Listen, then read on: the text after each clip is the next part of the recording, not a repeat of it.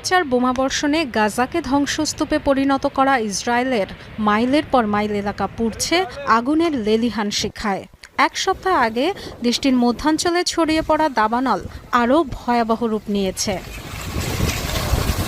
শুষ্ক উত্তপ্ত আবহাওয়ার পাশাপাশি বেড়েই চলেছে বাতাসের তীব্রতা, যা ঘন্টায় 90 থেকে 100 কিলোমিটার গতি পর্যন্ত উঠতে পারে বলে পূর্বাভাস দেওয়া হয়েছে।